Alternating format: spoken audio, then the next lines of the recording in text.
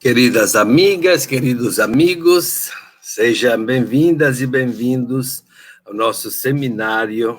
Boa noite. Este seminário que é organizado e oferecido pelo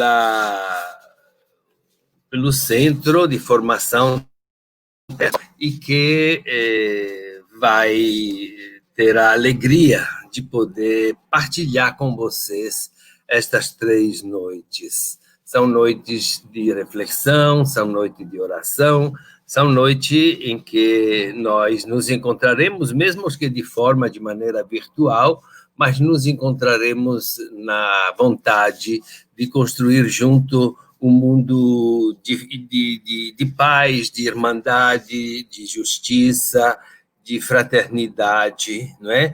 Esse mundo que todos nós esperamos e desejamos. É um seminário que, como nós todos sabemos, nos ajudará a refletir sobre uma questão muito séria e cada vez mais pujante no mundo em que a gente vive, e é o tema do ecumenismo.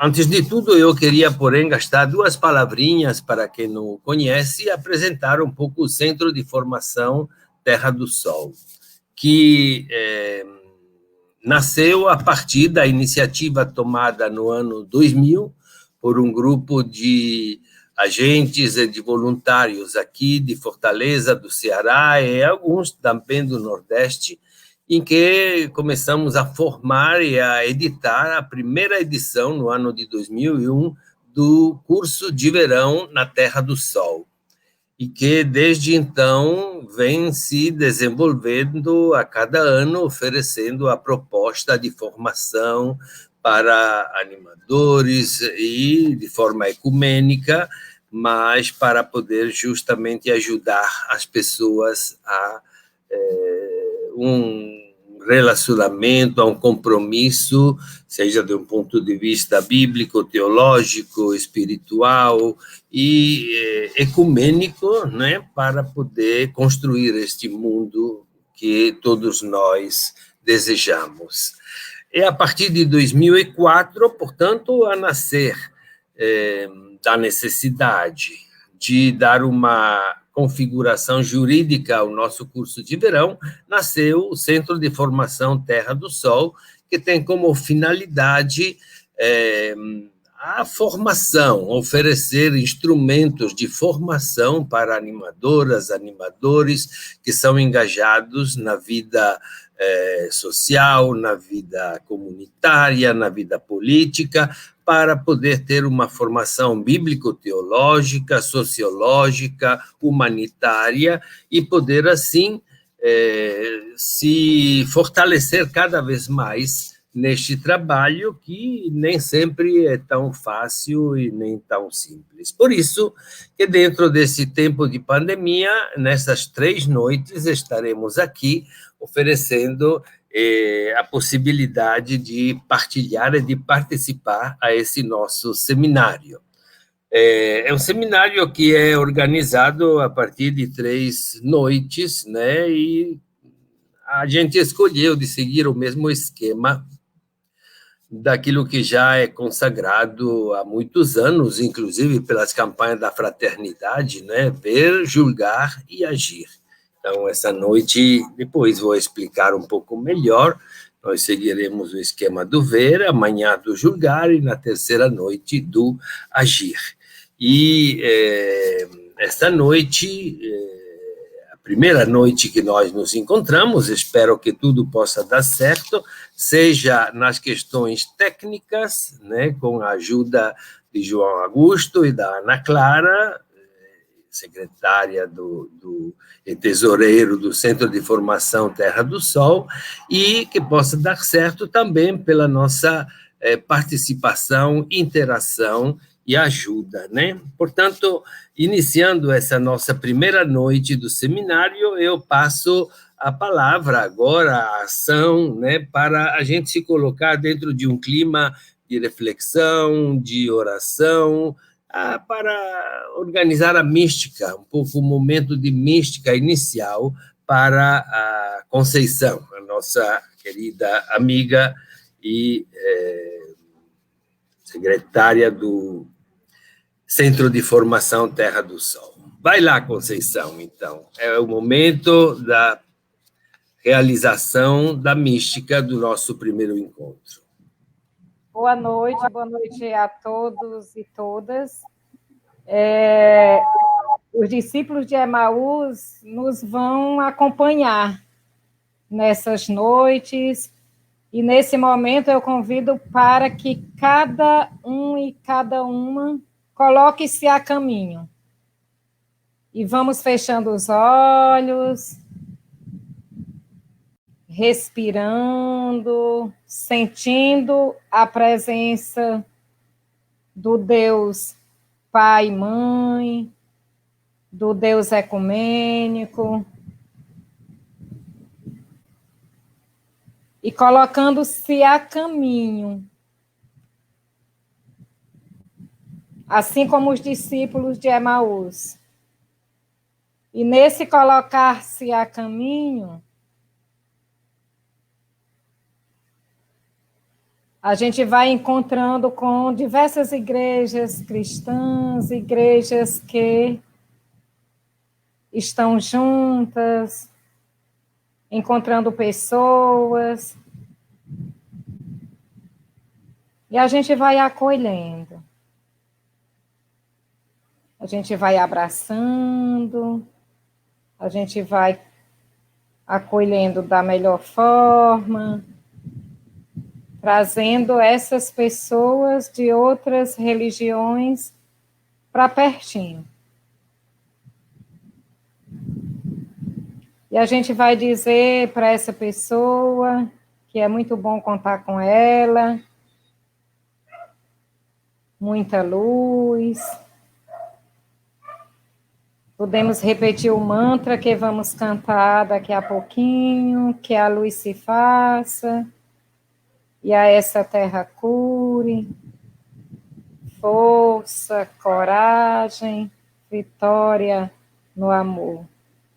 Mantra de Ana Cláudia Magalhães.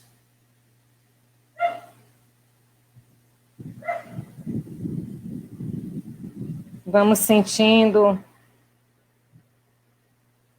os nossos pés, o nosso corpo, nesse momento sentado na cadeira,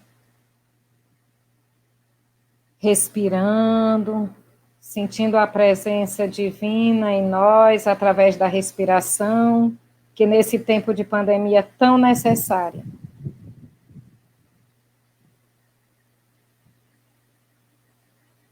Vamos abrindo os olhos.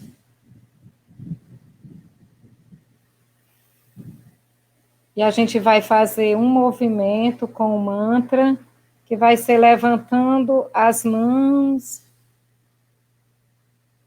que a luz se faça, e a essa terra cure, força, coragem, vitória no amor. Que a luz se faça, e a essa terra cure, força, coragem, vitória no amor. E para acolher a palavra, a gente canta, vamos repetir umas 3 vezes, e sente aí na sua cadeira, sinta essa conexão com diversas pessoas, com diversas igrejas, e a gente então canta. Que a luz se faça, e a essa terra cure, que a luz se faça, e a essa terra cure, força, coragem, vitória do amor, força, coragem, vitória do amor. Que a luz se faça, e a essa terra cure, que a luz se faça, e a essa terra cure, força, coragem, vitória do amor, força, coragem, vitória do amor. Mais uma vez, fazendo essa comunhão com as diversas igrejas, a gente canta. Que a luz se faça e a essa terra cure. Que a luz se faça e a essa terra cure. Força, coragem, vitória do amor. Força, coragem, vitória do amor. Com essa força e essa coragem, vamos escutar a palavra que Ana Clara vai nos ajudar. Leitura da palavra de Lucas 24, 13 ao 24. Nesse mesmo dia, 2 discípulos iam para um povoado chamado Emaús, distante 11 quilômetros de Jerusalém. Conversavam a respeito de tudo o que tinha acontecido. Enquanto conversavam e discutiam, o próprio Jesus se aproximou e começou a caminhar com eles. Os discípulos, porém, estavam como que cegos e não o reconheceram. Então Jesus perguntou: o que é que vocês andam conversando pelo caminho? Eles pararam com o rosto triste. Um deles, chamado Cleófas, disse: tu és o único peregrino em Jerusalém e não sabe o que aí aconteceu nesses últimos 3 dias? Jesus perguntou: o que foi? Os discípulos responderam: o que aconteceu a Jesus, o Nazareno, que foi um profeta poderoso em ação e palavras diante de Deus e de todo o povo. Nosso chefe dos sacerdotes e nossos chefes o entregaram para ser condenado à morte e o crucificaram. Nós esperávamos que fosse ele o libertador de Israel, mas apesar de tudo isso, já faz 3 dias que tudo isso aconteceu. É verdade que algumas mulheres do nosso grupo nos deram um susto. Elas foram de madrugada ao túmulo e não encontraram o corpo de Jesus. Então voltaram, dizendo que tinham visto anjos, e estes afirmaram que Jesus está vivo. Alguns dos nossos foram ao túmulo e encontraram tudo como as mulheres tinham dito, mas ninguém viu Jesus.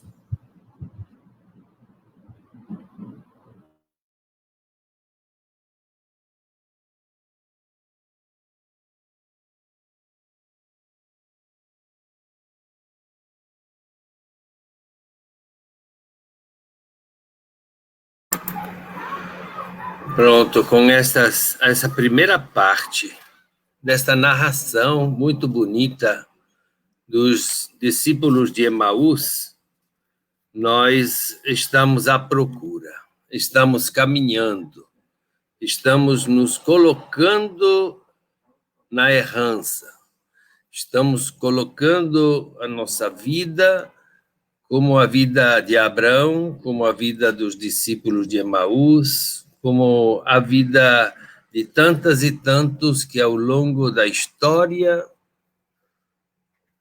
procuraram. E procuraram aquilo que era o sentido, o valor da vida, o tesouro precioso que estava escondido. E neste caminho, depois, aprenderam a viver, a amar e a reconhecer a presença de Deus. Nesta noite, portanto, nós vamos fazer como esses dois discípulos caminhando. E neste mundo que está marcado por uma diversidade religiosa muito grande, e muitas vezes vive-se num contexto de polarização e até de intolerância. Nós sabemos o que está acontecendo no mundo. E no momento em que vivemos, são poucas as iniciativas que preparam o terreno, né, para, nas igrejas, abrir as portas e as janelas para o ecumenismo. Sente-se a necessidade de cooperação, de testemunho, de interação ecumênica. Há muita resistência, mas o diálogo é conteúdo, é método da missão. Por isso, então, o Centro de Formação Terra do Sol, tendo em vista também a campanha da fraternidade de 2021, que será ecumênica, e terá como tema fraternidade e diálogo, compromisso de amor. E o lema é tirado da carta aos Efésios, no capítulo 2, versículo 14, quando diz: Cristo é a nossa paz. Do que era dividido, ele fez uma unidade. Então, é urgente, neste sentido, refletir sobre uma formação, uma educação para o diálogo, né? Para criar oportunidade de refletir sobre a palavra de Deus, pensando em como favorecer o ecumenismo. E, claramente, esse seminário tem o objetivo de abrir, de fomentar, de fortalecer o espírito ecumênico em todos nós que estamos participando, para que depois possamos trabalhar e divulgar este espírito no nosso meio, no meio em que nós vivemos, família, trabalho, amigos, lazer, né? Para que, inclusive, política e economia, né? Nos lugares onde vivemos, portanto, né? Assumindo o compromisso de respeitar as diferenças de religião, mas também de sexo, de raça, de categoria social, reconhecendo o direito e a dignidade de cada pessoa, promovendo o compromisso cotidiano dos cristãos, com a construção de uma unidade visível da humanidade, inclusive entre todas as igrejas e, de maneira especial, entre as igrejas cristãs. E essa formação, portanto, vai se desenvolver nestas 3 noites, em que nós nos encontraremos acompanhando os discípulos de Emaús no seu caminhar. E esta noite, nós, como falei no começo, teríamos a primeira noite dedicada ao ver. E, por isso, nós convidamos aqui participar conosco a nossa querida amiga, pastora Elizabeth Cristina de Oliveira, que é pastora da Igreja Metodista, é psicóloga, né?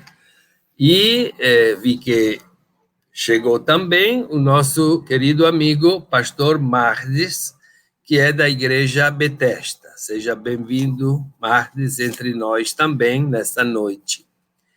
E a pergunta que vai para os dois, e para nós todos também: o que é que as nossas igrejas falam sobre ecumenismo? O que é que o nosso povo pensa? Como é que os documentos da igreja nos ajudam ou nos dificulta? Como é que a gente, então, sente, vê, percebe a vivência e a fala sobre o ecumenismo na nossa realidade de igreja e de mundo em que nós estamos vivendo, mas, sobretudo, dentro das próprias igrejas, né? E vocês têm, portanto, tempinho, 15 minutos, 20 minutos para falar um pouco, depois vamos ver se tem pergunta, intervenção dos amigos e amigas que estão participando também do nosso streaming, não é? Que funciona lá no chat para quem quiser mandar comentários ou perguntas para depois termos a possibilidade de uma participação, né, maior por parte de todo mundo. Então, não sei quem dos dois vai falar primeiro, se vamos dar a precedência à pastora Elizabeth, ou se o Mardes quer entrar, mas a pastora Elizabeth, estou vendo que já está pronta, né, para poder falar. Então, pronto. Então, a palavra é com a pastora Elizabeth. Pode falar, pode começar. Coisa boa, o João já foi me colocando aqui no lugar, né, padre? Não teve nem muita opção de se pensar em ficar depois do Mardes, né? Porque falar depois do Mardes seria bem mais fácil, né, Mardes? Mas, gente, eu queria dizer que é um prazer muito grande, assim, para mim estar aqui com vocês, né, nessa noite, falando sobre um tema tão importante, né, tão caro para nós, né, comunidades cristãs, seja sobre que denominação estivermos, né, mas especialmente por esse contexto em que a gente está vivendo, onde a gente sente uma necessidade muito grande de um espírito dialógico, né, de um espírito onde a gente possa se colocar na perspectiva de escutar o outro, de falar e, né, de escutar. A gente tem ouvido muitas falas, mas umas falas muito sós, né, desconexas, não é numa perspectiva de um diálogo, né? Então a gente sente muita falta disso. Então é muito importante, eu me sinto muito honrada. Quero agradecer muito ao Centro de Formação Terra do Sol por ter me convidado para estar participando junto com vocês, né? Padre Luiz, uma pessoa maravilhosa, quem eu amo muito, né? Pastor Martes também, que tem um prazer muito grande de conviver com ele, com a Igreja Bethesda. Que Deus continue abençoando mesmo a vida de cada um de vocês, né? Eu gostei muito da perspectiva que o padre Luiz Sartorel trouxe para nós, né? Iniciando, que ele nos pediu que víssemos, né, a questão do ecumenismo a partir de duas perspectivas, né? Então, porque o ecumenismo a gente pode ver numa perspectiva institucional, né? E numa perspectiva popular, que seria essa perspectiva mais conhecida de base, né, da membresia da igreja. Então, tem um espaço aí que é um espaço institucional das organizações, das denominações, né, e dos concílios, dos conselhos, e tem essa outra parte popular, que é do membro do dia a dia da igreja, né, e essa parte, né, nós entendemos na Igreja Metodista como sendo o sopro de Deus se não está preso a laços institucionais, né? Então nós temos, não é que no outro o sopro de Deus não esteja não, mas aqui na base é porque ele fica mais solto, né? Vamos dizer assim, porque ele está livre dessas amarras institucionais que nem sempre, né? Elas conseguem, por causa da dureza, às vezes, das instituições e das questões que perpassam mesmo, né? As instituições, principalmente de igrejas conciliares, como é a nossa igreja metodista, que as decisões são conciliares, né, em todos os níveis, então fica meio, vamos dizer assim, acaba ficando mais claro e mais nítido, às vezes, uma posição e outra nesse sentido. Então, rapidamente, eu vou estar levantando aqui, para não tomar muito tempo, e a gente poder discutir, inclusive, né, um pouco dessa visão no que diz respeito à instituição da Igreja Metodista e um pouco da questão dos membros, né, do que a gente sente na membresia no geral. Primeiro eu quero citar uma frase que tem uma certa, uns dizem que eu tenho como frase do Santo Agostinho, né, mas tem gente que diz que ela foi dita no século XVII, mas enfim, ela é muito interessante, que ela vai falar no essencial unidade, no não essencial liberdade, em tudo amor, né? Então, acho que esse acaba sendo um princípio muito interessante para a gente poder aprender sobre esse espírito dialógico que precisa perpassar, que precisa estar perpassando as nossas relações entre nós, e nesse caso, nas relações institucionais, né? Não é de hoje que a igreja percebe a necessidade da unidade da igreja, né? Nós, como Igreja Metodista, em nossos documentos, né, que um deles são as marcas básicas da identidade metodista, e outro, uma pastoral, que diz que para que todos sejam um, né, tem em um dos seus fundamentos a oração sacerdotal de Jesus, né, quando ele vai realmente colocar e pedir para que todos sejam, porque haja unidade entre os cristãos, né, uma passagem muito conhecida de nós, João 17, onde Cristo vai, em sua oração, pedir para que todos fôssemos um, porque disso, inclusive, está dependendo do nosso testemunho, né, para o que os outros percebam e creiam que Deus, inclusive, é um, né. Então, isso é muito interessante, é um chamado, né, é uma vocação, é um pedido, é uma convocação a que nós possamos ter unidades. E no caso da Igreja Metodista, nós temos o que nós chamamos de uma herança, vamos dizer assim, né, wesleyana. Wesley é o fundador da Igreja Metodista, ainda na Inglaterra, né? Ele não, o objetivo, a princípio, ele não tinha o objetivo de fundar uma outra igreja. A perspectiva do metodismo era que ele fosse um movimento, e esse movimento fosse capaz de reformar a nação, particularmente a igreja, e espalhar a santidade bíblica sobre a terra.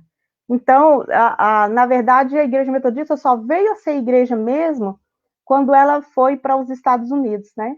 Na Inglaterra, ela permaneceu como um movimento dentro da Igreja Anglicana. Então, não havia essa perspectiva de divisão, havia uma perspectiva de que fosse uma reforma, como isso é uma herança, inclusive, dos reformadores, né? De que houvesse uma reforma. As divisões, às vezes, as questões acontecem por outros fenômenos em volta, mas era mais ou menos isso. E eu quero ler um trechinho aqui também muito interessante, que é descrita dessa herança que nós temos a partir desse fundador do metodismo na Inglaterra, no século XVIII. Ele vai dizer assim: embora todo seguidor de Cristo seja, pois, obrigado, pela própria natureza da instituição cristã, a tornar-se membro de uma ou outra congregação particular, de alguma igreja, todavia, ninguém pode ser obrigado, por nenhum poder da terra, a não ser pela sua própria consciência, a preferir essa ou aquela congregação a outra, a preferir esta ou aquela forma peculiar de culto. Não cuido, pois, de acalentar a presunção de impor meu sistema de culto a quem quer que seja. Né? Isso está escrito no sermão de número 39 de Wesley. Então, assim, nós temos hoje, né, aqui no Brasil, Igreja Metodista no Brasil, dessa herança, e nós temos essa consciência, vamos dizer assim, registrada no que a gente entende como a nossa identidade, essa consciência extramuros, essa consciência de que essa presença pastoral da igreja, presença de cuidado, através, seja do clérigo, do leigo, que ela extrapole, né, vamos dizer assim, leigos e leigas, né, ela extrapole a dimensão da igreja, e que ela alcance, então, a sociedade, né, justamente por essa vocação que ela entende ter de reformar a nação, espalhar a santidade, e aí a gente desafiado a ampliar esse leque de ação, né, do relacionamento e da postura ecumênica, né? Então, isso é uma marca muito interessante, essa busca da unidade cristã é uma marca muito interessante, né? E aí nós tivemos já presentes, né, vamos dizer assim, oficialmente, institucionalmente, em vários órgãos, né? Na SESI, né? O CONIC foi um espaço onde a gente esteve, né? Mas em 2006, a igreja conciliarmente, né, por causa de questões internas, de questão de entendimento sobre o que é ecumenismo, como isso chegou na base, quer dizer, algumas questões que perpassaram aí de falta de compreensão, né? E aí a gente, do CONIC, né, com o Conselho Nacional de Igrejas Cristãs, institucionalmente, oficialmente, a igreja se afastou, mas ela continua presente em outros órgãos, né, oficialmente, em outros órgãos ecumênicos, né, participando, Mas isso não quer dizer que ela tenha perdido essa herança, tanto que é uma discussão que ela ainda tem umas dificuldades de chegar, às vezes até um concílio geral, alguma coisa assim, mas de qualquer forma é uma questão que está ali fomentada nas relações no dia a dia, nas relações pastorais, né? Nas relações dos leigos e leigas, pastores e pastoras, né? Então tem aqueles que dizem que sim, que não, mas enfim, é um pouco nessa perspectiva. Então, acho que, acima de tudo, acho que é uma coisa que a gente precisa, que a gente tem percebido nesses anos, né, de discussões sobre a unidade cristã, que é um tema que perpassa mesmo a nossa, mesmo porque ela está no nosso dia a dia, né, nas relações que nós temos que ter uns com os outros, né, nas relações de paz, amizades, né, que a gente tem que desenvolver uns com os outros para que inclusive a vida possa ser possível na Terra, né? E que a gente não dê mau testemunho, ficar um brigando com o outro, aquela coisa toda. Então, esse é um tema que perpassa e que a gente começa a pensar que, epa, peraí, o ecumenismo é mais do que uma doutrina, vamos dizer assim, a ser seguida, né? Padre, quando meu tempo estiver dando aí, o senhor me dá um toque, tá bom? E aí a gente vê o ecumenismo, assim, é um estilo de vida, né? É interessante, porque o ecumenismo traz aquela coisa do oicumene, né? O oicumene tá da casa comum, né? Tá daquele espaço que a gente divide, daquele espaço que a gente organiza e todo mundo, para que a vida seja possível dentro dessa casa, para que as relações sejam boas dentro dessa casa. Então sempre há e ele é vivenciado na vida, né? Ele é vivenciado no dia a dia. E ele é aprendido também na vida, apesar da gente estudar sobre, né, teoria, quem foi que falou isso, por que Deus, né, e todas aquelas questões teológicas a respeito da unidade dos cristãos, mas eu penso que, acima de tudo, ela é um aprendizado da vida, é na vivência, né? E isso, agora é lógico que a gente acredita nessa transformação, na possibilidade de que esse coração pode mudar, de que esse pensamento, né, essa ação, esse modo de agir pode mudar, porque nós acreditamos, então, na conversão, uma conversão para poder perceber a importância do diálogo, a importância da disseminação da paz, né? De sermos pacificadores nesse mundo habitado, nesse oicumene, nesse mundo, vamos dizer assim, nesse mundo comum, né? Então, a partir disso, eu acho assim que, dentre algumas questões que foram levantadas como possíveis problemas, né? Para que o ecumenismo tivesse uma dificuldade de entendimento por parte, vamos dizer assim, da membresia, isso clérigos, né, e clérigas, leigos e leigas, para que isso fosse, alguns pontos precisavam ser, então, melhor olhados, vamos dizer assim, para a gente poder ver, né, aquela coisa assim. Essa questão de, às vezes a gente entende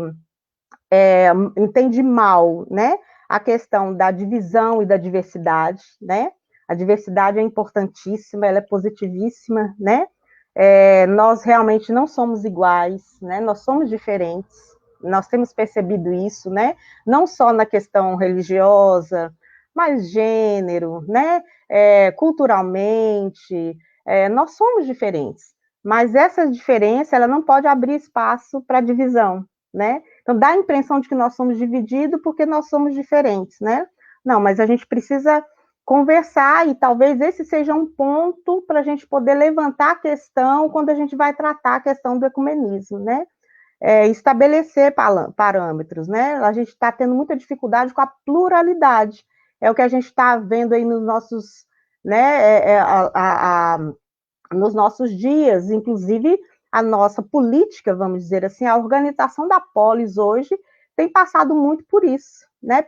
Por essas questões identitárias, por essas questões da pluralidade, justamente porque a diferença é vista logo como algo complicado, né? Então, eu acho que a gente precisa ver essa questão da diversidade, como ela pode ser benéfica né, até certo ponto, principalmente no que diz respeito à religião, tendo em vista que a gente tem também muitas coisas aí que são complicadas da gente, e aí a gente precisa esse limite. E aí é outra questão que se coloca para talvez a dificuldade do entendimento do ecumenismo, né? Que é essa falta de aprofundamento na sua identidade, né? De conhecimento de si. Então, eu tenho medo de me diluir no outro, eu tenho medo de me perder no outro, né? Isso pode acontecer conosco, pessoalmente, assim, e, por que não dizer, na nossa identidade enquanto, por exemplo, metodistas, né? Enquanto o pessoal da Bethesda, assembleianos, enquanto o pessoal da Igreja Católica, né? Os irmãos e irmãs, e aí isso a gente pode acabar se diluindo. Então, talvez essa superficialidade, vamos dizer assim, da fé, a falta de aprofundamento na sua própria crença, no entendimento daquilo que a gente está crendo, dificulta também, porque fica sempre aquele medo de que eu vou me perder no outro, né? Eu vou deixar de ser eu para ser o outro. E, na verdade, não, a intenção não é essa, né? A intenção é que haja um diálogo, inclusive desse diálogo surjam coisas novas perspectivas, né? Novos nascimentos, novidade de vida. Então, não é se perder, não é se diluir, né? E talvez isso seja um ponto em que a gente possa olhar assim e falar, epa, peraí, isso aqui é um ponto que precisa ser aprofundado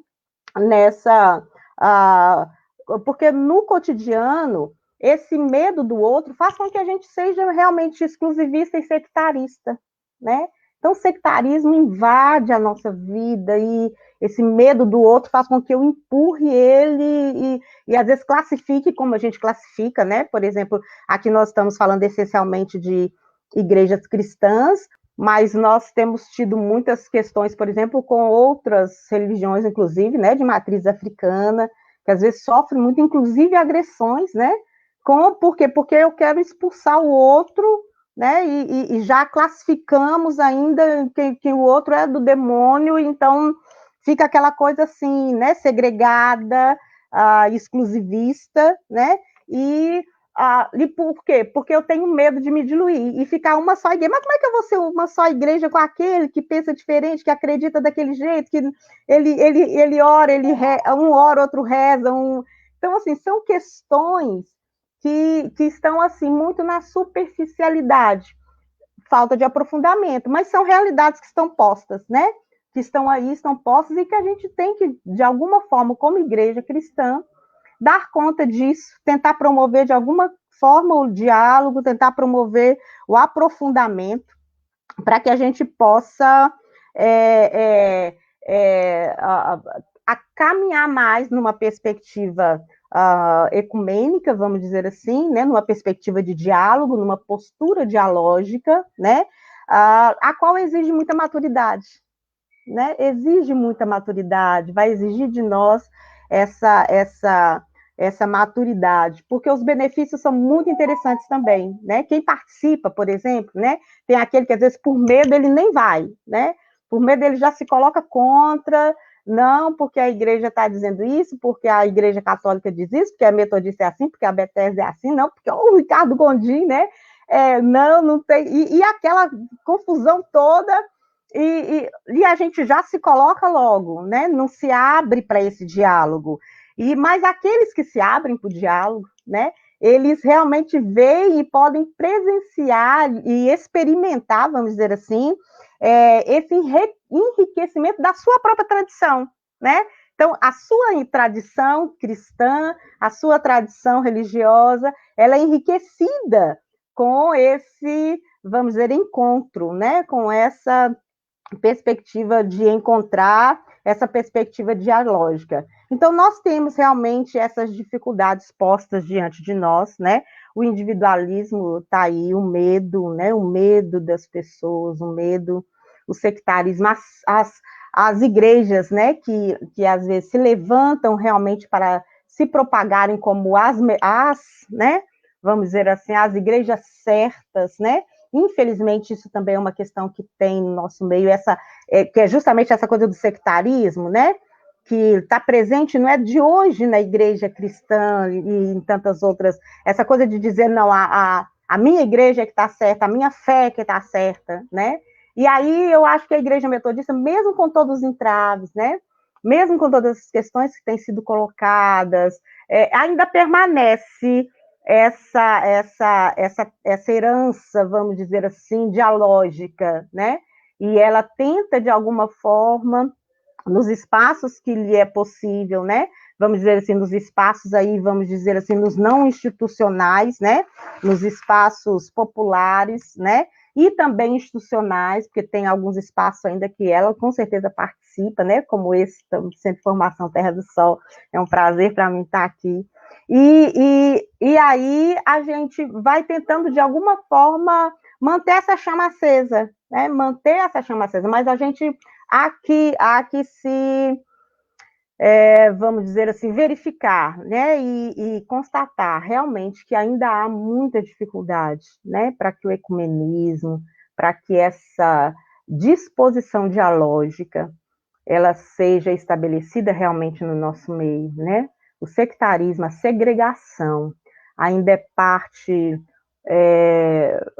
assim muito forte, né? Vamos dizer, do ser humano, de nós, e onde nós vamos, né? Nós acabamos levando o medo do outro, o medo de achar estranho, que no fundo diz muito da gente, né? Mas a gente tem medo de qualquer forma de ter contato com aquilo. Então acho que é momento da gente olhar para isso, para a partir disso que a gente está vendo, a gente poder pensar, né, um pouco melhor, para a gente poder julgar, para a gente poder perceber o que nós vamos fazer com essa formação, que é muito mais do que uma questão cognitiva, mas que vem da nossa casa, da nossa mesa, né? Para terminar, a minha família é uma família cristã, igreja metodista, eu sou a terceira geração de metodista. E a casa da minha avó abrigou durante muitos anos a escola dominical da igreja, mas eu tinha tio umbandista, que eu amava, meu tio, via e ele tinha um terreiro na casa dele, né? Mas eu amava ele, meus primos e minhas primas, né? Tinha tio dos mormons, tem católico, e quando a gente se juntava na casa da minha avó, a gente juntava todo mundo, né? E a gente queria a presença de todo mundo, e era gostoso estar com todos, porque tinha minha avó que a gente amava, tinha o irmão, tinha o primo, tinha o tio, tinha todo mundo que era, acima de tudo, éramos família, né? Então, eu acho que é momento da gente evocar isso também, ver isso, e evocar esse espírito que veio da nossa casa, né? Infelizmente, nem todos têm isso, mas então deixa soprar, deixa o espírito soprar, né? E seja mobilizado, e mobilize. E se você é um condutor desse espírito, sopre ele, né? Sopre ele, permita que ele seja soprado aí sobre todos, para que esse espírito dialógico possa nos mobilizar e nos voltarmos uns para os outros, em vez de nos afastarmos, nos segregarmos. Amém. Muito obrigado, Elizabeth. É uma maravilha escutar você falar, porque as coisas assim brotam, né, da experiência de vida, do coração, do desejo, de lembranças, que são coisas muito importantes, né? E se você apresenta a sua família assim, poderia ser um paradigma, um momento simbólico daquela que é a mistura cultural que é o nosso Brasil, não é? Também, que vem dentro de todas essas questões, histórias que se misturam e que nos fazem viver esta realidade, não é? E eu acho que se tiver perguntas ou comentários, a gente deixa para depois, né? Aqui o Carlos Alberto, que diz, eu vejo que nós cristãos temos muita dificuldade em falar de ecumenismo, principalmente alguns católicos fundamentalistas que não aceitam a fé do outro, não é? Carlos Nascimento, de Itapipoca. É claro que as dificuldades são aquelas que a nossa Elizabeth estava dizendo, não é? Do medo, do sectarismo, do medo de perder aquilo que a gente é e, assim, a falta de segurança, né, que nos impedem de entrar em um verdadeiro encontro e diálogo com o outro, com o diferente, não é? Muito bem.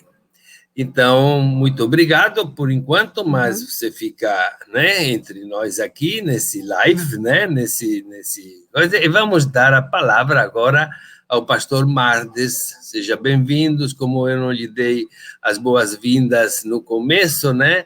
Então, seja bem-vindo, Mardes, e fico feliz que você possa participar e contribuir deste nosso encontro, porque eu sei que a sua experiência também é uma experiência muito rica, enquanto pastor que circula e que coordena, digamos assim, articula as igrejas Bethesda, né, do Ceará, não sei se também de outros estados, e, portanto, tem uma visão, uma experiência muito ampla de como funciona tudo isso e de perceber em que pé anda, não é, essa questão do ecumenismo, seja a nível estrutural, não é, seja em nível popular, dos fiéis, das pessoas que fazem parte da igreja, não é?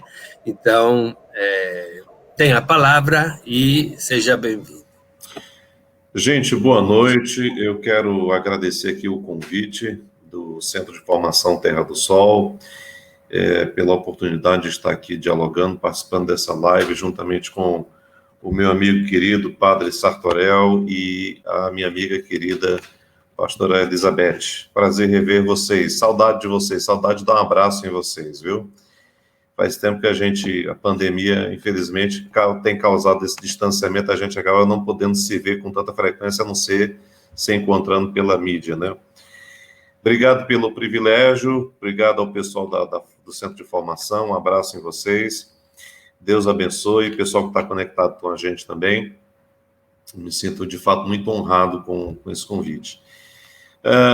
Bom, respondendo essa pergunta, para responder essa pergunta, e eu quero agradecer aqui à pastora Elizabeth pela excelente palavra e demonstração de como a Igreja Metodista trabalha e lida com essa questão do ecumenismo.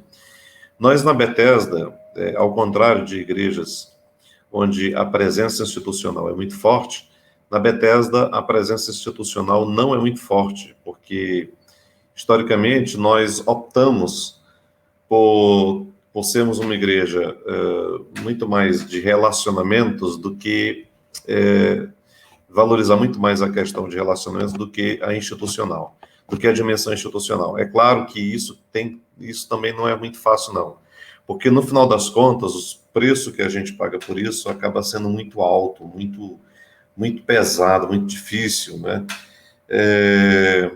Mas a gente entende que a igreja está acima a igreja, a comunidade de fé, não está restrita nem a paredes, nem a decisões institucionais, nem a documentos, porque me permitam aqui a liberdade de falar não apenas da nossa realidade, mas, por exemplo, da própria realidade da Igreja Católica. O Papa Francisco tem sido um Papa extraordinário, maravilhoso. Eu tenho lido, falado e tenho usado textos das encíclicas do Papa Francisco nas minhas mensagens, nas minhas prédicas.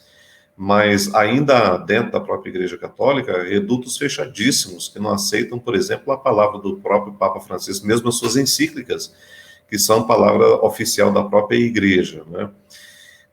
Ou seja, o que mostra para a gente é que, independente de qualquer institucionalização, a dimensão relacional, a dimensão da comunhão, a dimensão da convivência, sempre fala mais alto, né? E esse é um desafio que a gente tem que ter.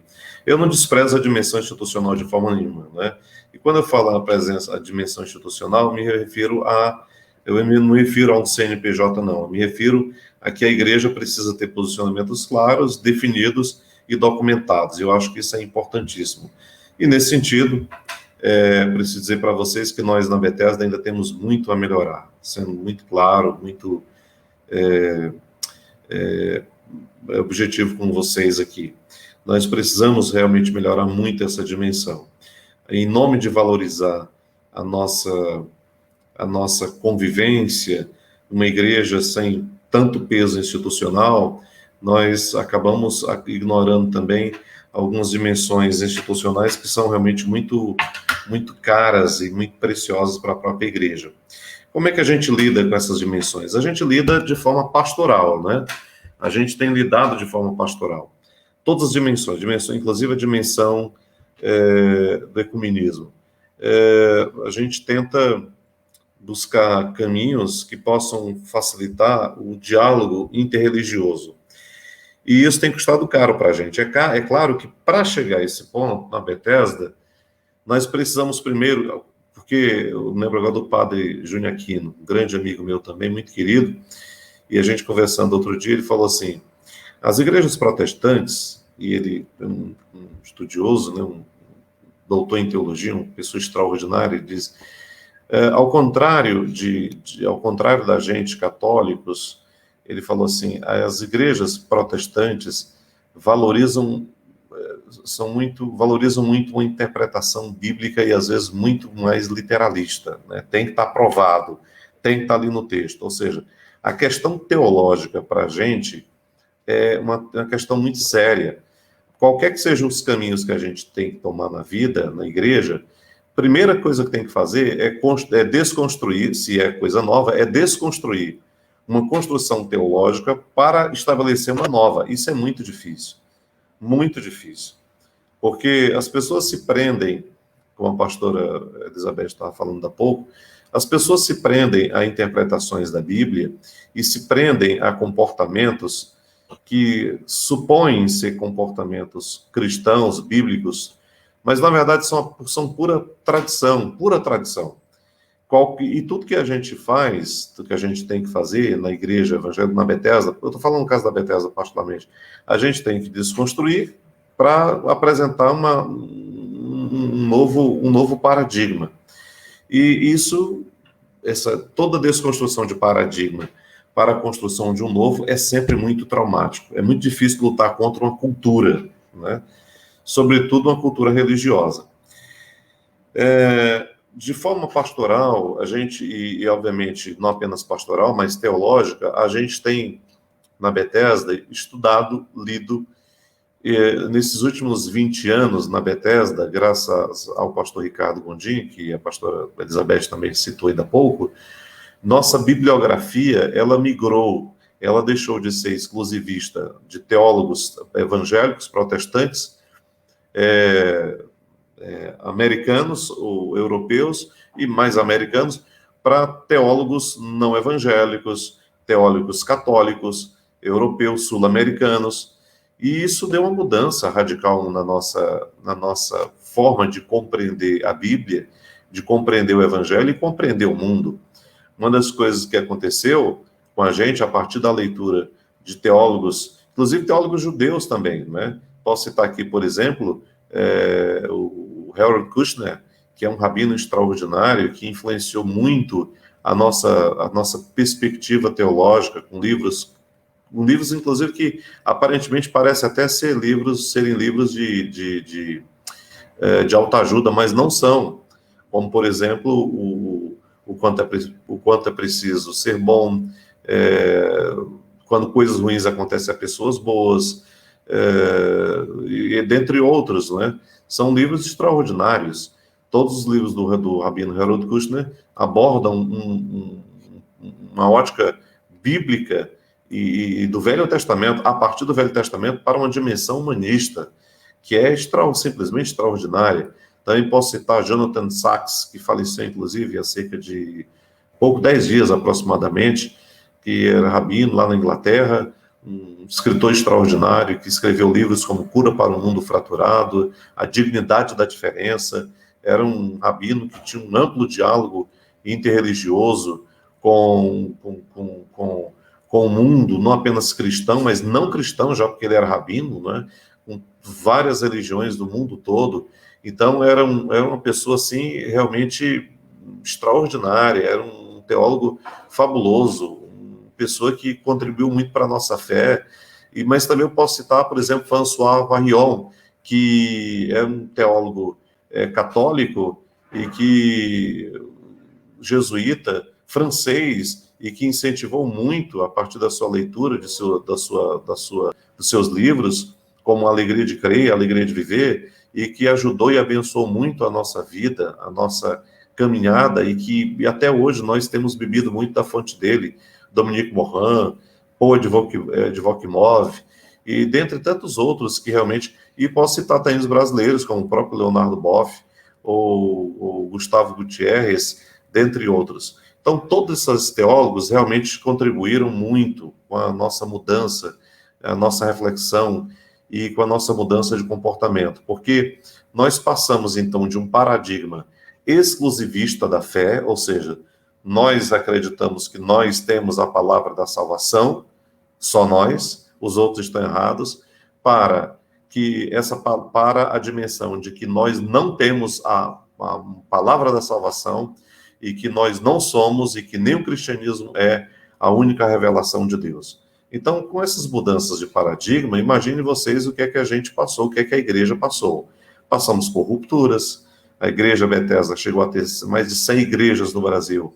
Hoje, ela não chega a ter 30 igrejas. No Ceará, que chegou a ter 70 igrejas, nós temos hoje cerca de, no máximo, 12 igrejas. Algumas são até bem pequenas em relação ao passado. No passado, nós tivemos igrejas com 300 pessoas, hoje nós temos igrejas com pouquíssimas pessoas. Algumas comunidades que eram grandes, enormes, hoje são comunidades pequenas, mas são comunidades que agora a gente está se relacionando numa dimensão muito mais leve, não mais pesada, e aberta, completamente aberta para o diálogo interreligioso, com a compreensão de que nós não somos os herdeiros, os únicos herdeiros da fé cristã e os donos donos do bastião da fé. Nós não somos os bastiões da fé, né? Mesmo, por exemplo, na nossa liturgia, nós adotamos hoje músicas que não são apenas de cantores evangélicos, protestantes, também de católicos, ou até mesmo que não são católicos, músicas que são da nossa cultura popular e que também fazem parte da nossa forma de celebrar a Deus, porque nós também entendemos que as músicas que a gente antes chamava de mundanas, né, são músicas que também refletem, não são todas, obviamente, mas muitas dessas músicas refletem o espírito do cristianismo, daquilo que a gente acredita, daquilo que a gente crê. Como é que a igreja tem visto? Bom, a igreja dos que não saíram, né, ou seja, dos que ficaram, felizmente tem visto isso de uma maneira muito boa, muito positiva. É muito bonito ouvir testemunhos de irmãos da nossa comunidade, pessoas de fora, dizendo o seguinte: olha, eu agora entendo melhor o cristianismo, eu agora entendo melhor a fé cristã, porque passaram de um comportamento intolerante para um tratamento de respeito, a dignidade da diferença, usando a expressão de Jonathan Sachs. Passaram a dimensão de compreender o seguinte, que Deus não nasceu com o cristianismo há 2000 anos atrás, que a revelação de Deus não está restrita a uma religião que nasceu apenas há 2000 anos atrás. Isso quebra toda e qualquer cadeia, toda e qualquer barreira, quando a gente para um pouco para pensar e diz, puxa, a pessoa daquela outra religião tem uma outra revelação de Deus, a minha não é exclusiva. Eu não sou detentor da verdade absoluta, eu não sou o único que tem a revelação de Deus. Eu morei alguns meses no Timor-Leste, e um dos livros que eu li no Timor, sobre a história do Timor, foi escrito por um jornalista português chamado...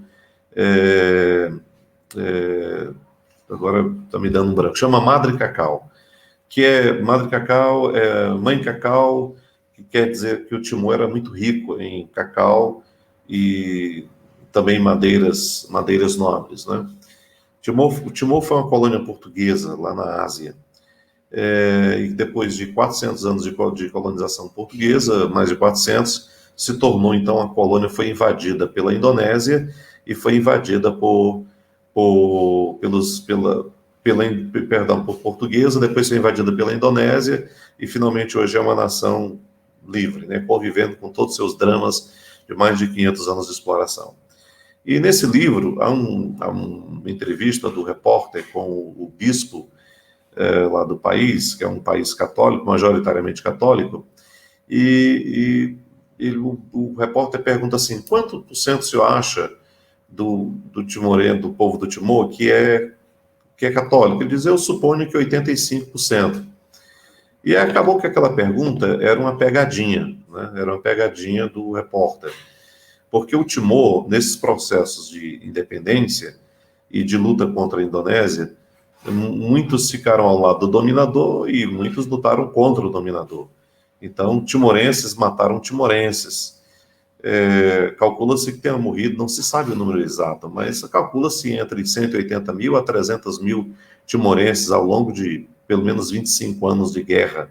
Timorenses também estavam lutando contra timorenses cooptados pela própria cultura e pelo domínio da Indonésia, por exemplo. Já que a presença portuguesa não foi tão violenta como a presença, então, da Indonésia.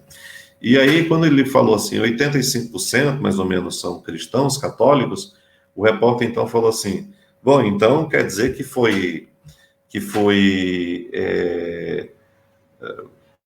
católico lutando contra católico? E aí o bispo falou assim: é verdade, infelizmente foram cristãos lutando contra cristãos. Há uma necessidade de reevangelizar o Timor, há uma necessidade de reeducar o Timor, porque infelizmente isso é verdade. Em Ruanda, quando aconteceu o martírio dos Hutus dos Tutsis pelos Hutus, a Ruanda era o país mais cristão de toda a África. E não era a primeira mortandade que acontecia naquele país, era pelo menos a quinta. Muitos dos conflitos que existem na África são em países que são cristãos. Então, para mostrar que é óbvio que na África os motivos são diferentes, né? A identidade étnica é usada como instrumento muitas vezes pelos próprios religiosos. Um livro, por exemplo, escrito por um jornalista americano, chamado Gostaríamos de Informá-lo que seremos mortos hoje com as nossas famílias, é na verdade um bilhete de uma pessoa de uma igreja adventista para o pastor, dizendo assim: olha, nós estamos correndo um risco, uma família Tutsi, estamos correndo um risco de morrer, e o que é que o senhor nos diz? E aí o pastor diz assim: vão tudo para a igreja, que lá vocês estão protegidos. Mas o pastor denunciou os próprios irmãos que estavam na igreja para os inimigos, e todos foram mortos dentro daquela igreja. Então é um livro, assim, terrível. Por que eu estou contando essa história para vocês? É que, infelizmente, a religião, que deve ser religião, todas as religiões devem ser sempre religião anunciadoras de paz, de amor, de harmonia, de respeito, de luta contra a intolerância. Muitas vezes ela é apropriada, e mal apropriada, para ser motivo de conflitos, de tensões, de problemas a partir da própria família. A pastora Beth falando da experiência familiar lá, na sua casa, muito bonita isso aí. Mas quantas histórias nós temos o contrário? Nós temos milhões de histórias que são o contrário disso. De gente de filhos, por exemplo, que adotaram uma religião de matriz africana e que são filhos de pais evangélicos ou católicos e não toleram, não permitem de forma nenhuma. Ou então, de uma orientação sexual diferente, ou seja, não são heteronormativos, e aí tem que conviver ou tem que viver escondidos, ou então são expulsos das suas casas, ou então vivem em conflitos internos familiares constantemente. Então, eu penso que o ecumenismo é um desafio nosso, que nós temos que encarar com muita seriedade e com muita disposição, a partir das nossas próprias comunidades de fé. Eu gosto muito daquela canção, que vocês certamente conhecem, né?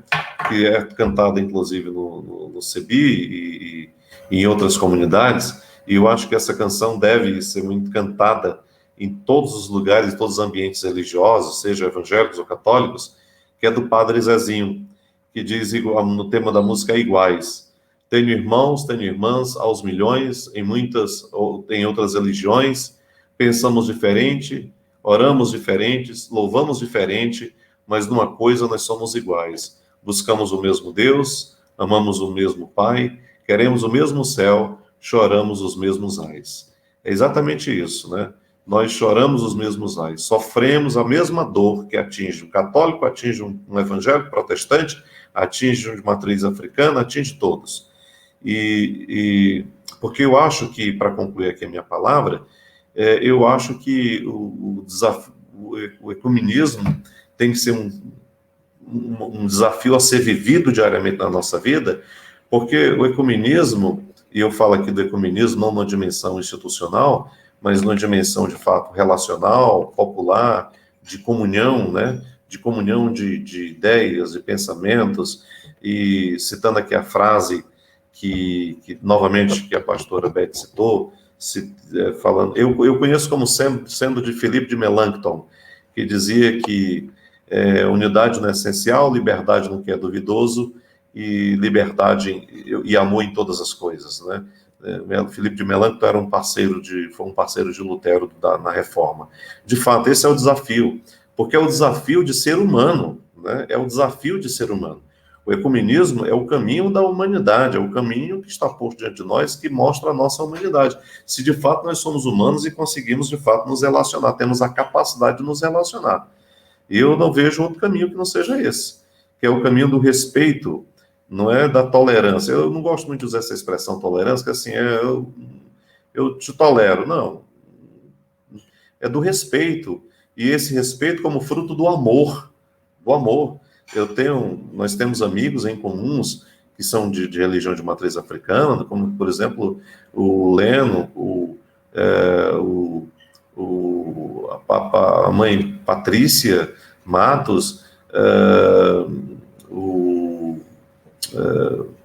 lá do Maracanaú, lá do Gereissati Maracanaú, o pai Leudo, são pessoas extraordinárias, pessoas queridíssimas, mas esse desafio não é só em relação às religiões de matriz africana, são em todos, e não apenas de nós em relação a eles, mas deles em relação a nós, em relação a todas as religiões, a todas as comunidades, a todos os povos, porque é isso que nos faz humanos. É o respeito ao outro, ao respeito àquilo que é diferente. É claro que o que é diferente é sempre mais difícil de aceitar. Por isso, esse desafio está posto, e eu acho que nós, enquanto religiosos, clérigos, e enquanto povo de Deus que somos, temos esse trabalho, esse desafio a construir dia após dia, em favor, de fato, da casa comum, do ecumênia, da casa comum. É isso. Muito obrigado, pastor Mardes.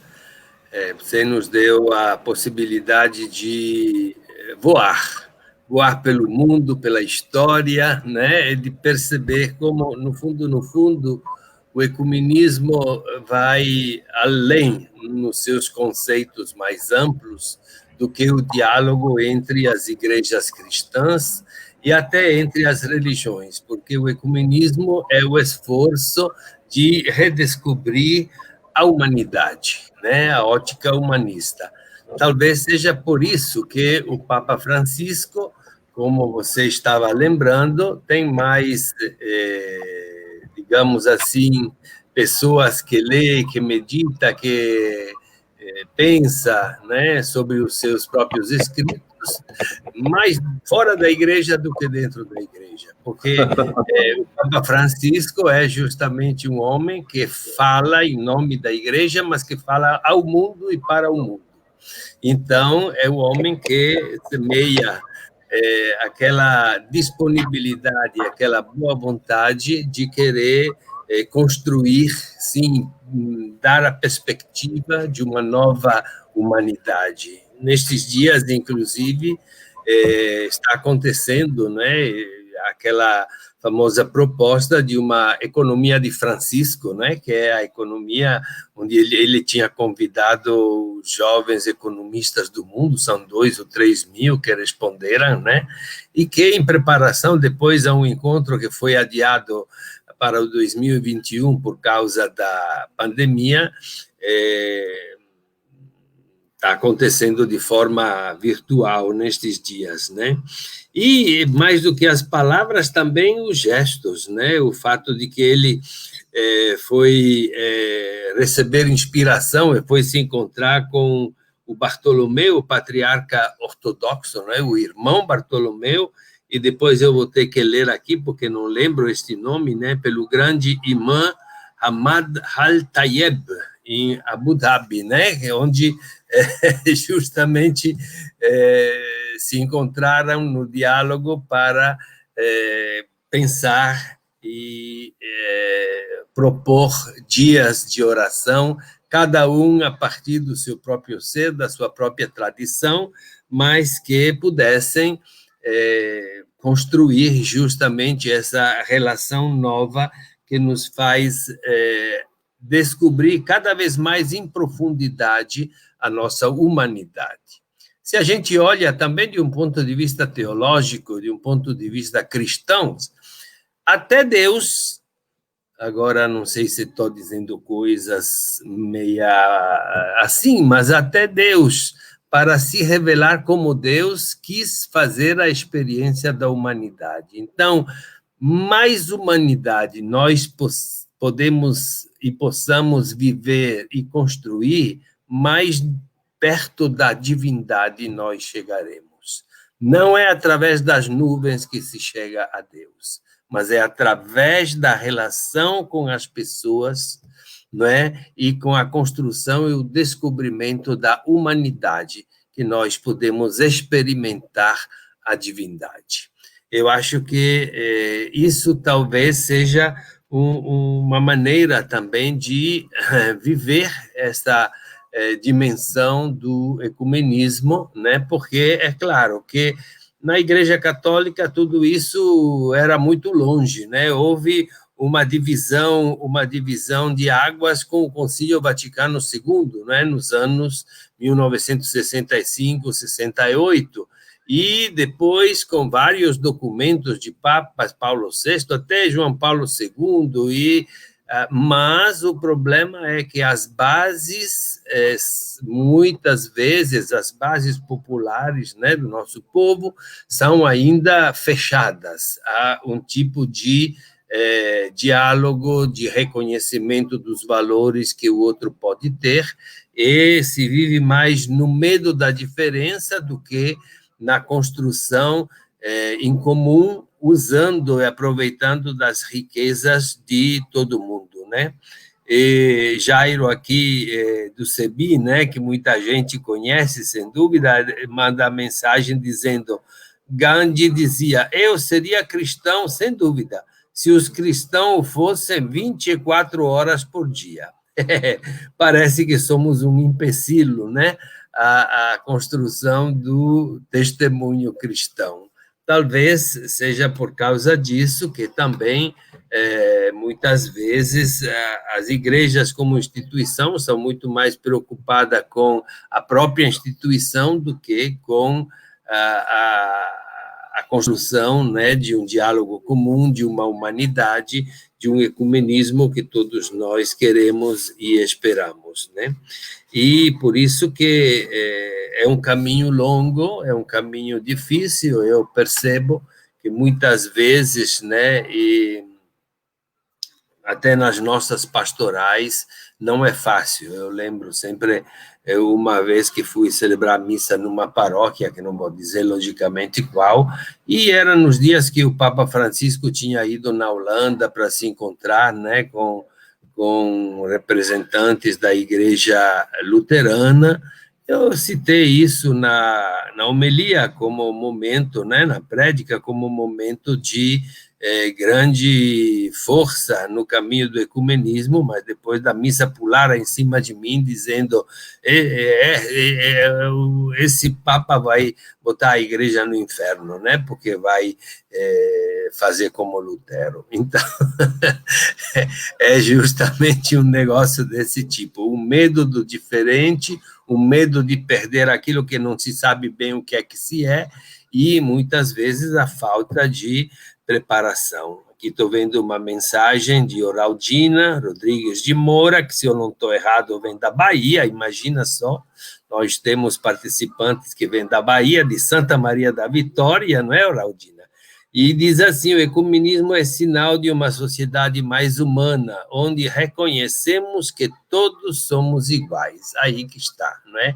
Iguais na diferença, porque se todos fôssemos iguais, então seria sério, seria o fruto de um colégio militar, né? Onde todo mundo é igual, porque todo mundo está com cabeça feita, mas justamente iguais na dignidade e nas diferenças e nas experiências culturais, né? Aqui eu sempre me vem na memória, quando leio a Bíblia, a Torre de Babel, né?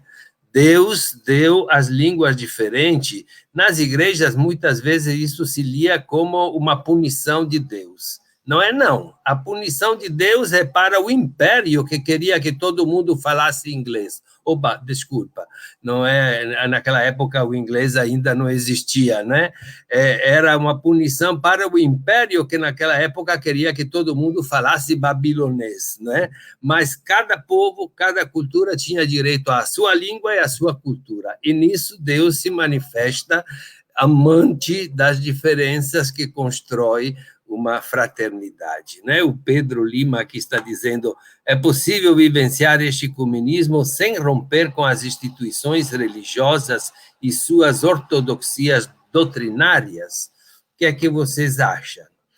É claro que pelos documentos que nós temos à disposição, agora estou falando da Igreja Católica, nós podemos viver, sim, o ecumenismo sem romper com a doutrina da Igreja Católica Apostólica Romana, porque tem documentos do Concílio Vaticano II e dos papas seguintes que abrem caminhos verdadeiros para o diálogo ecumênico, sim.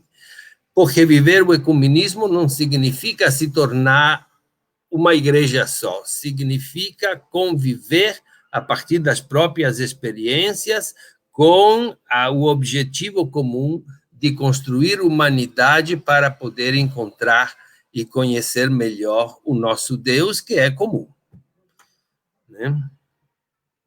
Agora é uma pergunta para você, pastor Mardes. Na sua opinião, pastor Mardes, o que deve ser feito para vivenciarmos na prática o exercício do ecumenismo? É o José Maria Vasconcelos que está fazendo essa pergunta. Olha, eu acho que essa é uma construção que nós temos que fazer na nossa vida, e um desafio que diz a própria cultura. Não é fácil, não, é difícil. Eu reconheço que vivenciar isso na prática significa enfrentar, ter coragem de enfrentar gente intolerante, gente que não aceita, gente que se comporta de maneira intolerante com a gente, por exemplo, fundamentalistas. Há uma pergunta aqui do Jairo, que ele diz assim: existe ecumenismo sem combater o racismo? Existe ecumenismo sem combater o machismo? Existe ecumenismo sem combater a homofobia? Pois é, essa é uma excelente pergunta, né? Porque, assim, um ecumenismo que não combate racismo, que não combate machismo, que não combate homofobia, é um falso ecumenismo, né? A gente não pode... quando eu citei aqui Filipe de Melancton, ou se é Filipe de Melancton, ou se é Agostinho, como falou a pastora Beth,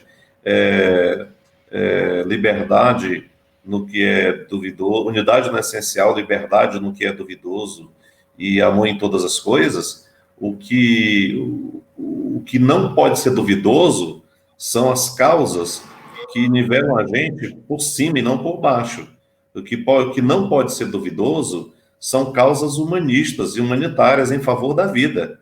Ou seja, se a gente tem, o que eu quero dizer é o seguinte, um ecumenismo que não combate, que faz vista grossa para machismo, um ecumenismo que faz vista grossa para homofobia, que faz vista grossa para racismo, para as injustiças sociais, não é ecumenismo, é um falso ecumenismo, porque um ecumenismo verdadeiro se importa com a dor e a aflição do outro, né? Eu falei ainda há pouco que o ecumenismo verdadeiro é aquele ecumenismo que faz com que a gente se humanize, a gente vá se tornando mais humano. E se tornar mais humano é se importar com a dor do outro. É a canção do padre Zezinho, quando falou o seguinte: nós sentimos os mesmos ais, ou seja, aquilo que dói no irmão deve doer em mim. O ecumenismo é aquele que gera uma empatia, que a pessoa sente aquilo que Jesus sentiu, né? Quando viu a viúva, ele, diz o texto bíblico, a viúva de Naim, ele se encheu de íntima compaixão. Um ecumenismo que não faz com que a gente se comova com a dor do outro, não é ecumenismo. Uma religião que nos sensibiliza com a aflição do outro, com a indiferença do outro, com o sofrimento do outro, não é uma religião verdadeira. Aliás, eu acho que a gente pode lembrar aqui de uma parábola que, se fôssemos nós, me permita aqui a liberdade, Padre Sartorel e pastora Beth e pastor Marcelo, que também está nos assistindo lá da Bethesda de Sobral, e outros pastores e líderes que estiverem com a gente, mas tem uma parábola na Bíblia, no Evangelho, que se fôssemos nós religiosos, não estaria presente. A gente não teria colocado nem contado essa parábola, que é a parábola do bom samaritano. Porque ali diz que um sacerdote e um levita passam largo, e quem vai socorrer o cara que ficou lá, foi assaltado, lá foi um samaritano, que era desprezado pelos judeus, que era negligenciado pelos judeus, a quem não se dava muita importância. Ora, essa parábola depõe contra nós mesmos, né? Depõe contra um religioso, depõe contra um sacerdote e tal. Se esse religioso e esse levita se comportarem como, depõe contra a gente, se a gente se comportar como eles. Ali o desafio para a gente na parábola do bom samaritano é não ser como aquelas pessoas, né? Não agir como eles. E eu acho que esse é o desafio nosso. Como é que a gente pode vivenciar no dia a dia? É fácil? Não, é muito difícil. Eu acho que se uma comunidade, uma religião que se nega a lutar contra a homofobia, que se nega a lutar contra o racismo, que se nega a lutar contra a injustiça social, a gente tem que simplesmente ignorar. Não merece, não merece caminhar, não deve se caminhar. Essa caminhada ecumênica tem que ser uma caminhada que abraça mesmo causas que são a favor de todos, sobretudo os que mais sofrem, sobretudo os que são mais marginalizados, sobretudo os que estão mais à margem do mundo. Pronto, eu acho que... eu acho, Elizabeth, diga, porque o tempo está acabando, então, as últimas palavras. Diga, Elizabeth. Está acabando, sim. Sim. Não, é muito interessante, essa discussão vai longe, né? Se deixar, ela vai longe demais, porque realmente é muito boa. E passa muito pelo que o pastor Martins falou mesmo, a construção e desconstrução, esse movimento, que é o movimento da vida, né? Que a gente está o tempo inteiro construindo e desconstruindo. A gente tem essa, e as instituições, às vezes, são mais, porque elas são bem rígidas, né? Elas têm essa tendência de não aceitar. E como o ecumenismo é um movimento, então vai ter sempre essa dificuldade, toda vez que ela institucionaliza, ela fica com dificuldade de flexibilizar, né? Mas eu falei muito do ecumenismo popular, porque eu acho que o ecumenismo tem a ver com isso, tem a ver com esse princípio básico, que a gente aprende como ser humano a não se julgar melhor que o outro. Então a gente leva para a religião, a gente leva para as relações, a gente leva para todas as relações, das minorias, né? Aí a gente não vai ter essa coisa com o negro, com o homossexual, então, porque está dentro de um princípio, e o princípio da vida, né? Da dignidade da vida. Então, assim, ao mesmo tempo que é interessante a contradição que há, né? Porque é uma questão simples que diz respeito a um estilo de vida, inclusive a essa aprendizagem cotidiana da gente, das relações humanas, né? Mas tem a ver com essa questão incrustada que fica dessas crenças, desses paradigmas que ficam incrustados e que a gente tem dificuldade de superá-los, né? Às vezes a gente eu conheço pessoas que atuam, inclusive, ecumenicamente, mas o discurso é completamente diferente. Então você vê uma incongruência muito grande, como aqueles, às vezes, que o discurso é um discurso aberto, mas a prática não é. Então, assim, a gente percebe a necessidade da gente caminhar ainda, é uma situação que está posta para nós e cada dia mais aberta, né? Nesse período ficou aberto demais, escancarado, né? Os níveis de agressividade cada dia maiores, e a gente é desafiado mesmo a exercitar o nosso amor, a exercitar, acima de tudo, o respeito, né? A dignidade humana, compromisso com os direitos humanos, e concordo também, né? O ecumenismo leva a gente a uma postura de enfrentamento a todo tipo de violência contra pessoas humanas, seja elas quais forem, sejam elas sobre que credos, que crenças forem, né? Ela realmente vai chamar e vai levar a isso. Talvez seja isso que aumente mais ainda o medo, né? Desse contato com o outro. Que Deus nos permita, nesse tempo, poder ter outras experiências, e que ainda que sejam poucas, porque a gente precisa valorizar também os poucos começos, né? Como diz o outro. Ainda que sejam esse trabalho pouco de sementinha, de semente, mas que a gente possa se alegrar também com o que a gente tem visto, com movimentos que a gente tem visto, de enfrentamento a isso, pessoas que se levantam, igrejas que têm se levantado, cristãs, pessoas que têm se levantado, religiosos ou não, né, cristãos ou não, que têm se levantado e têm se colocado e têm praticado a solidariedade, o amor, para a gente poder viver um mundo melhor, né? Que a nossa casa comum seja cuidada com mais respeito, com mais dignidade, com mais amor. Muito bem, muito obrigado, pastor Mardes, pastora Elizabeth, foi muito bom ter vocês aqui essa noite, espero que os que nos acompanham e nos acompanharam gostaram também, vi que teve várias participações, né? Eu gostaria de agradecer e dar um abraço. Infelizmente é só um abraço virtual, não é? Mas desejar uma continuação e uma procura séria, porque nós todos possamos ter, resumindo numa palavra, o discurso final de vocês dois, porque todos nós possamos ter atitudes samaritanas, não é? Para poder, assim, levar adiante este processo de construção de humanidade e de unidade. Eu quero também lembrar que amanhã à noite vai ter o segundo momento do nosso seminário, em que estará conosco a pastora Odja Barros, querida amiga, participante do CEBI, e que vai, da Igreja Batista, vai nos dar assim, um empurrão muito grande, uma abertura de coração, de olhos e de espírito, porque ela vai nos ajudar a refletir sobre o que é que nos dizem as Escrituras a respeito do ecumenismo. Porque muitas vezes a Bíblia é usada para fazer guerra e não para construir a paz e a unidade, né?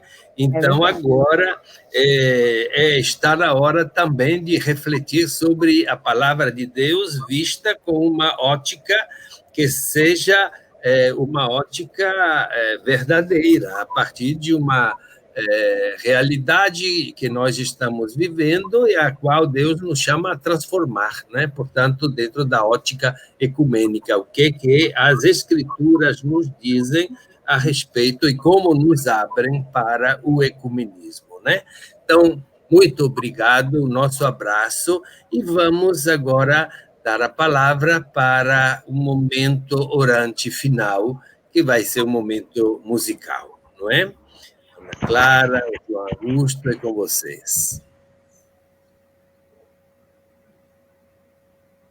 Sigamos, então, o caminho de Emaús. O caminho de Emaús é o caminho das perguntas.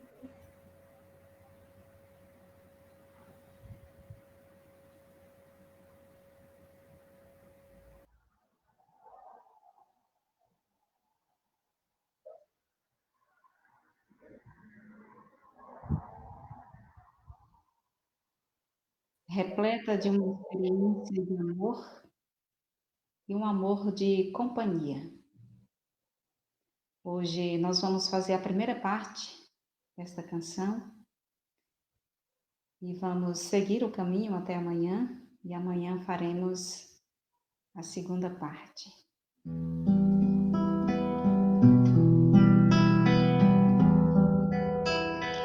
Uma palavra me deu certeza que contigo podia contar. grande, mais verdadeiro, tua ternura colheu sem igual. Não tinha mais o que temer. Confiei no teu amor e assim me entreguei. És o sol do terceiro dia que traz aos olhos brilho. És pão repartido. És o sol do terceiro dia que traz aos olhos brilho.